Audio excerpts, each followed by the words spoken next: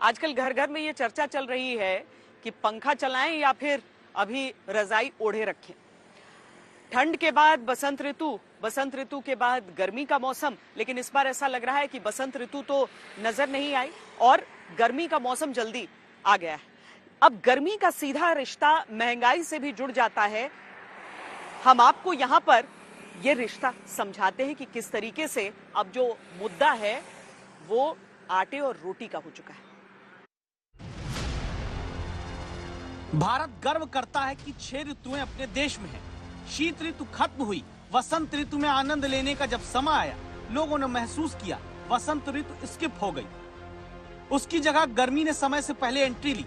आप सोचेंगे अब इसके लिए भी क्या खबर देखना जरूरी है? तो दस्तक देती खबर इसलिए देखिए क्योंकि आपको पता चलेगा वक्त से पहले आई गर्मी का महंगाई से क्या रिश्ता है, वक्त से पहले चढ़ते पारे का आपकी ईएमआई से क्या रिश्ता है, बसंत ऋतु के मौसम में ग्रीष्म ऋतु के प्रवेश का आपकी रोटी से क्या रिश्ता है। मौसम की कहानी के आपकी रोटी से सीधा रिश्ता जुड़ा है, जिसकी चिंता आपको भी करनी है, जिसकी चिंता में सरकारें भी जुटी हैं। कैसे, एक एक करके समझेंगे। देश में पिछले साल अनुमान के मुकाबले कम गेहूं का उत्पादन हुआ। गेहूं का देश में कम उत्पादन और रूस यूक्रेन युद्ध के बाद अंतर्राष्ट्रीय बाजार में आए संकट के बीच गेहूं, आटा, रोटी, ब्रेड, बिस्किट सब महंगा हुआ। अब इस बार जब गेहूं की फसल पकने को देश में तैयार है, चुनौती फिर से फरवरी में चढ़ती गर्मी ने पैदा कर दी। आज तक संवाददाता मंजीत सहगल आपके लिए ये रिपोर्ट तैयार करने गेहूं के खेत में पहुंचे। एक एक करके बात समझिएगा। हम लोग मोहाली के अजीजपुर गांव में मौजूद हैं। जहां तक भी नजर दौड़ाएं हमें गेहूं के हरे भरे खेत दिखाई दे रहे हैं। गेहूं की फसल इस वक्त लगभग तैयारी पर है। सिल्ला मेरे हाथ में आप देख सकते हैं कि अब दाने बनना शुरू हो गए हैं। पिछले साल की तुलना में अब की बार फसल काफी अच्छी है, लेकिन अचानक फरवरी के महीने में तापमान की बढ़ोतरी ने किसानों की चिंताएं बढ़ा दी है।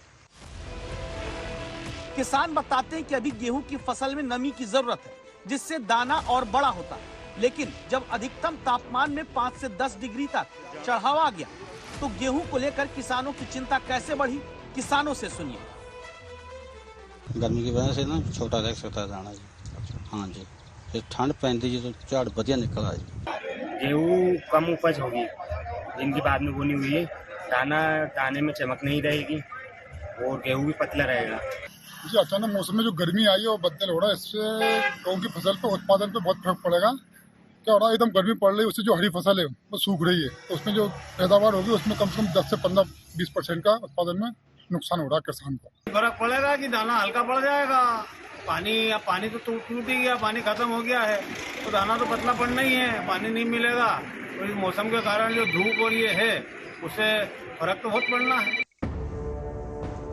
आपने जो बातें सुनी, ऐसा क्यों हो रहा है, ये समझने के लिए कृषि विभाग के अतिरिक्त निदेशक डॉक्टर सुरेंद्र दहिया एक शब्द का प्रयोग करते हैं। जब ये टर्मिनल हीट बोलते हैं इसको, कि जब फसल मैच्योरिटी की तरफ जाती है और सडनली टेम्परेचर राइज होता है तो इससे जो ग्रेन साइज है उस पर इम्पैक्ट होता है।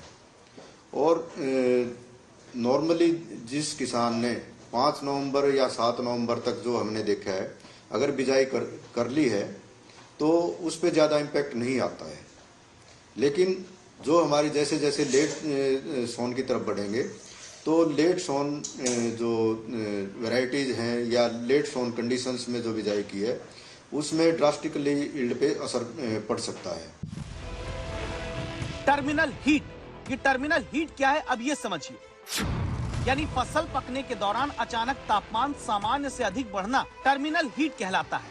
तापमान अभी ज्यादा चढ़ने से गेहूं के दाने का आकार छोटा पड़ सकता है। नवंबर में जिन्होंने फसल गेहूं की बोई उनके लिए कम असर होगा, लेकिन बाद में देश में जहां गेहूं की बुआई हुई वहां असर ज्यादा पड़ेगा।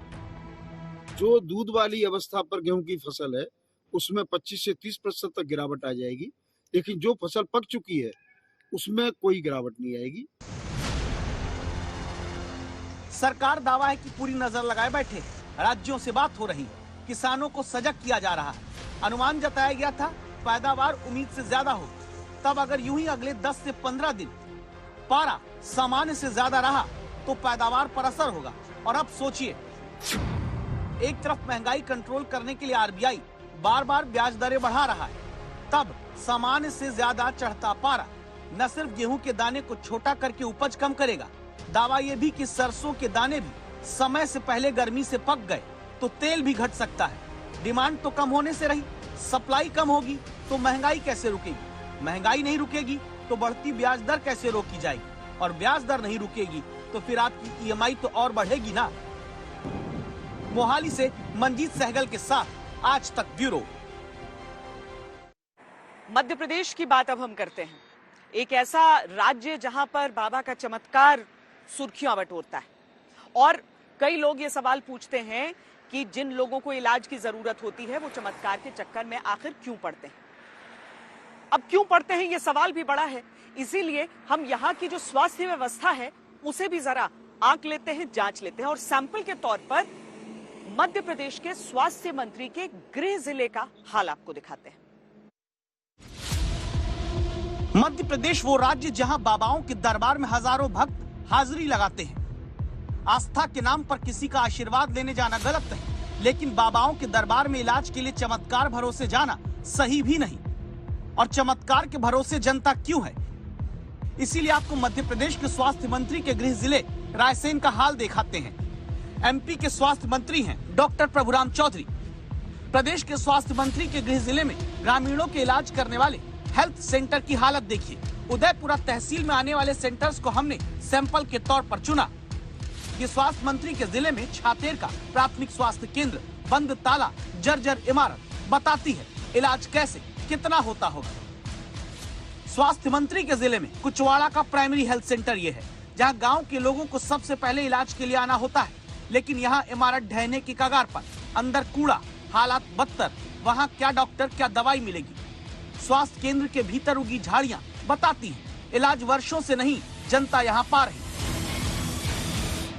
साहब जब 15 साल से अस्पताल खिचड़ी पड़ी है, हमें अस्पताल में भारी दुख तकलीफ हो जाती है तो हम अस्पताल उदयपुरा नहीं पहुंच पाते हैं। रास्ते में आदमी मरीज उदयपुरा के रास्ता में खत्म हो जाए। मध्य प्रदेश में 3400 लोगों के इलाज के लिए सिर्फ एक डॉक्टर, 77,000 डॉक्टर की जरूरत है और दावा है कि हैं सिर्फ 22,000। दावा है मध्य प्रदेश की 440 से ज्यादा प्राथमिक स्वास्थ्य केंद्र डॉक्टर विहीन है और स्पेशलिस्ट डॉक्टर्स के 1000 पद खाली। स्टाफ है नहीं। बिल्डिंग स्वास्थ्य मंत्री के जिले में ही हेल्थ सेंटर की इतनी चौपट, तो फिर डॉक्टर कहां जाएंगे? स्टाफ की कमी के कारण वहाँ पे डॉक्टर उपलब्ध नहीं है, लेकिन वहाँ के जो हमारे आशा कार्यकर्ता हैं और सुपरवाइजर हैं, हफ्ते में 2 से 3 दिन वहाँ जाते हैं और अगर कोई भी इमरजेंसी होती है तो यहाँ से हम एम्बुलेंस की भी व्यवस्था करवा देते हैं ताकि मरीजों को परेशानी ना हो। जब मरीजों को इलाज के नाम पर खंडहर और डॉक्टर के नाम पर सन्नाटा मिलेगा तो बीमारियां जनता की लाइलाज होंगी और फिर जनता के पास सरकार की बजाय चमत्कार के भरोसे रहने का ही रास्ता बचेगा। राजेश रजक, रायसेन, आज तक।